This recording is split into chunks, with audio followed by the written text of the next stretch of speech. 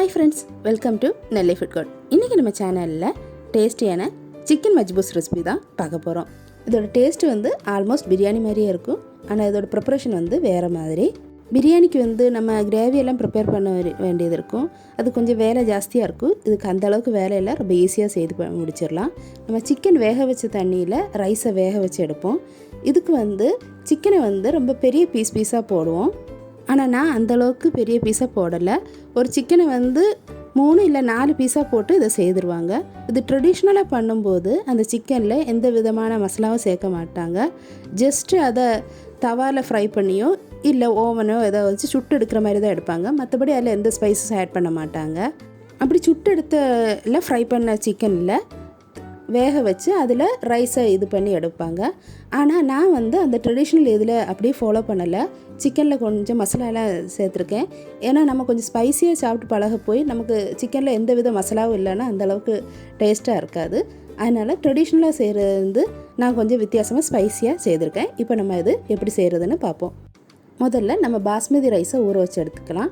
நான் 1/2 kilo rice எடுத்திருக்கேன். அதுக்கு 1/2 கிலோ ரைஸுக்கு 3/4 கிலோ சிக்கன் யூஸ் பண்ணுவோம். இந்த ரைஸை ஒரு 1/2 hour ஊற வச்சு எடுத்துக்கோங்க. எப்போவுமே பாஸ்மதி ரைஸை ஊற வைக்கிறதுக்கு முன்னாடியே வாஷ் பண்ணிக்கோங்க. அதுக்கப்புறம் நம்ம வாஷ் பண்ணோம்னா அது நொறுங்கி போயிடும். வெங்காயம் வந்து 2 வெங்காயம் எடுத்திருக்கேன். நம்ம பிரியாணி மாதிரி நிறைய வெங்காயம் சேர்க்க வேண்டியதில்லை. ரொம்ப வெங்காயம் கம்மியாக சேர்த்தா போதும். 2 வெங்காயம் எடுத்திருக்கேன். அதை நீள வாக்கில் நறுக்கி எடுத்துக்கோங்க. அதே மாதிரி தக்காளியும் நிறைய எடுக்க வேண்டாம், ஒரு தக்காளி போதும். கொஞ்சம் பெரிய தக்காளியாக ஒரு தக்காளி எடுத்துக்கோங்க. மீடியம் சைஸ்னால் ஒரு 1.5 தக்காளி சேர்த்துக்கோங்க. நிறைய அரேபியன் ரைஸ் வெரைட்டிஸில் இந்த காஞ்ச லெமன் சேர்ப்பாங்க. இது லூமின்னு சொல்லுவாங்க. அது நல்ல லெமனை நல்லா வேக வச்சதுக்கப்புறமா வெயிலில் காய வச்சு இதுக்கு யூஸ் பண்ணுவாங்க. இது வந்து நம்ம அதில் ரைஸில் சேர்த்தோம்னா ஒரு யூனிக்கான ஃப்ளேவர் கிடைக்கும். அதுக்காக இது அதிகமாக யூஸ் பண்ணுவாங்க. அதே மாதிரி அரேபியன் டிஷ்ஷில் யூஸ் பண்ணுற மசாலாவை பஹரத்துன்னு சொல்லுவாங்க. இந்த பஹரத் மசாலா இங்கெல்லாம் வாங்கவும் கிடைக்கும். ஆனால் நம்ம இன்றைக்கி அதை வீட்டிலே ரெடி பண்ணுறோம். இப்போ இந்த பஹரத் மசாலாவுக்கு தேவையான ஸ்பைசஸ் எல்லாம் ட்ரை ரோஸ்ட் பண்ணி எடுத்துக்குவோம். ஒரு சின்ன துண்டு பட்டை சேர்த்துக்குவோம்.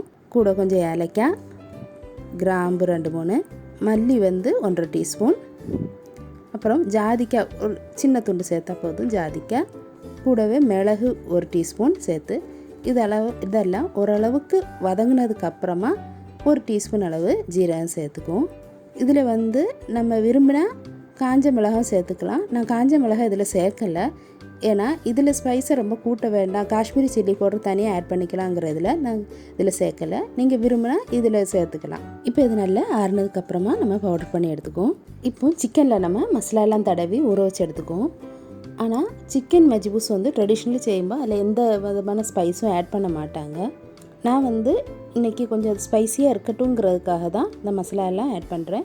நம்ம ரெடி பண்ண பஹரத் மசாலா அதில் 2 டீஸ்பூனும், அது கூட காஷ்மீரி சில்லி பவுடர் 2 டீஸ்பூனும் ஆட் பண்ணியிருக்கேன். இது வந்து 3/4 கிலோ சிக்கன். இது காஷ்மீரி சில்லி பவுடர் வந்து அந்தளவுக்கு ஸ்பைஸியாக இருக்காது, ஆனால் ஒரு நல்ல கலர் கொடுக்கும். நீங்கள் காரமான வத்தப்பொடி யூஸ் பண்ணுறீங்கன்னா அதோட அளவு கொஞ்சம் கம்மியாக சேர்த்துக்கோங்க. உங்கள் காரத்துக்கு சேர்த்துக்கோங்க. கூடவே தேவையான அளவு உப்பும், லெமன் ஜூஸ் வந்து ஒரு டீஸ்பூனும் ஆட் பண்ணி இதை நல்லா மசாலா தடவி ஊற வச்சு ஒரு 1/2 மணி நேரம், குறைஞ்சது ஒரு 1/2 மணி நேரம் ஊற வச்சு எடுத்துக்குவோம். நம்ம இது செய்ய ஆரம்பிப்போம். பாத்திரம் கொஞ்சம் விரிவான பாத்திரமாகவே எடுத்துக்கோங்க. அதில் ஒரு 6 டீஸ்பூன் அளவு எண்ணெயும் 2 டீஸ்பூன் அளவு நெய்யும் சேர்த்துக்கோங்க. இதில் ஒரு 10லேருந்து 15 வரை பாதாமும் கொஞ்சமாக கிஸ்மிஸ் பழமும் சேர்த்து தனித்தனியாக வறுத்தெடுத்து மாற்றி வச்சுக்கோங்க. இது நம்ம மஜ்பூஸ் செய்ததுக்கப்புறம் அது மேலே சேர்த்துக்கலாம். இப்போ நம்ம இதில் நறுக்கி வச்சுருக்கிற வெங்காயத்தை சேர்த்து ஓரளவுக்கு நல்லா வதக்கி எடுத்துக்குவோம். வெங்காயம் நல்லா வதங்கினதுக்கப்புறமா இதில் ஒரு சின்ன துண்டு இஞ்சியும் ஒரு 6 பல்லு பூண்டையும் சின்னதாக நறுக்கி சேர்த்துக்குவோம். இல்லை இஞ்சி பூண்டு பேஸ்ட் ஆட் பண்ண வேண்டாம். அதுக்கு பதிலாக இந்த சின்னதாக நறுக்கினா இஞ்சியும் பூண்டையும் தனித்தனியாக சேர்த்தா போதும். இந்த இஞ்சியும் பூண்டும் நல்லா வதங்கினதுக்கப்புறமா இது மேலே நம்ம மசாலா தடவி வச்சுருக்க சிக்கனை ஒன்றா வச்சு வேக வச்சு எடுக்க போகிறோம். மசாலா தடவைனா சிக்கன் எல்லாம் வச்சதுக்கப்புறமா நம்ம இதுக்கு மேலே காஞ்ச லெமனை வைக்கணும். காஞ்ச லெமன் இதில் வைக்க முன்னாடி அதில் சைட்லலாம் சின்ன சின்ன ஹோலாக போட்டதுக்கப்புறம் வச்சா தான் அதோட ஃப்ளேவர் எல்லாம் இறங்கும். காஞ்ச லெமன் இல்லைன்னா நம்ம சின்ன எலுமிச்சம்பழம் அதே சின்ன ஹோலாக போட்டு இதில் காஞ்ச லெமனுக்கு பதிலாக நம்ம யூஸ் பண்ணலாம். அது கூடவே 2 ஏலக்காய், ஒரு சின்ன துண்டு பட்டையும் நம்ம சேர்த்துக்கலாம். இப்போ நம்ம ஃப்ளைமை சிம்மில் வச்சு இந்த சிக்கனை ஒரு 15 நிமிஷம் மூடி போட்டு வேக விடலாம். அது இந்த எண்ணெயிலே வேகட்டும். இப்போ சிக்கன் நல்லா வெந்துட்டு இதில் நம்ம எடுத்து வச்சுருந்த தக்காளியை மிக்சியில் நல்லா ஜூஸ் மாதிரி அடித்து இதில் சேர்த்துக்குவோம். இந்த தக்காளி சேர்த்ததுக்கப்புறமா நம்ம தேவையான அளவு தண்ணி சேர்க்க போகிறோம். தண்ணி சேர்க்கும்போது நம்ம நார்மலி பாஸ்மதி ரைஸுக்கு 1க்கு 1.5 அளவில் வைப்போம். ஆனால் சிக்கன் வேகிறதுக்கு சேர்த்து ஒரு 1/2 கப்பு தண்ணி கூட நம்ம சேர்க்க போகிறோம். நான் இப்போது 2 கப் அரிசி எடுத்திருக்கேன். அந்த 2 கப் அரிசிக்கு 1.5 அளவில் 3 கப் போக கூட ஒரு 1/2 கப்பு 3.5 கப்பு தண்ணி சேர்க்குறேன். இப்போ தண்ணி சேர்த்து அது நல்லா கொதி வந்ததுக்கப்புறமா நம்ம ஊற வச்சு இருக்கிற அரிசியை வடிகட்டி இதில் சேர்த்துக்குவோம். இப்போ நம்ம இதில் தேவையான அளவு உப்பு சேர்த்துக்கலாம். இப்போ தண்ணி நல்லா கொதி வர ஆரம்பிச்சிட்டு இப்போ இந்த நேரம் நம்ம அரிசி சேர்க்க போகிறோம். அரிசி சேர்க்குறதுக்கு முன்னாடி நம்ம இந்த சிக்கனை எடுத்து மாற்றி தவாவில் கொஞ்சமாக எண்ணெய் சேர்த்து ஃப்ரை பண்ணி போட்டோம்னா சாப்பிடும்போது சிக்கன் கொஞ்சம் ஃப்ரைடு சிக்கன் மாதிரி க்ரன்ச்சியாக இருக்கும். இல்லை அப்படி வேண்டாம்னா சிக்கன் இந்த தண்ணியிலே இருக்கட்டும், அது கூடவே ரைஸ் சேர்த்து வேக வச்சு எடுத்துக்கலாம். அப்படின்னா சிக்கன் வந்து நம்ம பிரியாணிலெல்லாம் சாப்பிட்ற மாதிரி வேக வச்ச சிக்கன் மாதிரி இருக்கும். நீங்கள் பச்சை லெமன் சேர்த்துருந்தீங்கன்னா, காஞ்ச லெமனுக்கு பதிலாக பச்சை லெமன் சேர்த்துருந்தீங்கன்னா கண்டிப்பாக இந்த நேரம் மாற்றிடுங்க. இல்லைன்னா அந்த லெமனோட கசப்பு முழுக்க அந்த அரிசியில் இறங்கிடும். நான் வந்து இன்றைக்கி சிக்கனை லேசாக ஃப்ரை பண்ணி போட போய் சிக்கன் எடுத்து மாற்றிடுறேன். அதுக்கப்புறமா நம்ம அரிசி சேர்த்துக்கலாம். இப்போது நம்ம அரிசி சேர்த்ததுக்கப்புறமா அதை மீடியம் ஃப்ளேமில் வச்சு வேக விடுவோம். ஒரு 15 நிமிஷத்துல எல்லாம் ரெடி. பாஸ்மதி ரைஸ் தானே, 15 நிமிஷம் கூட தேவைப்படாது, ஒரு 10 நிமிஷத்துல எல்லாம் ரெடி ஆயிரும். இப்போ இந்த ரைஸ் வேகிறதுக்குள்ளே நம்ம மாற்றி வச்ச சிக்கனை தவாவில் லேசாக ஃப்ரை பண்ணி எடுத்துக்குவோம். ரொம்ப ஆயிலெல்லாம் சேர்க்க வேண்டாம். ஒரு 2 டீஸ்பூன் அளவு ஆயில் சேர்த்து அதில் நம்ம இந்த சிக்கனை 2 பக்கம் கொஞ்சம் ஃப்ரை பண்ணி எடுத்துக்குவோம்.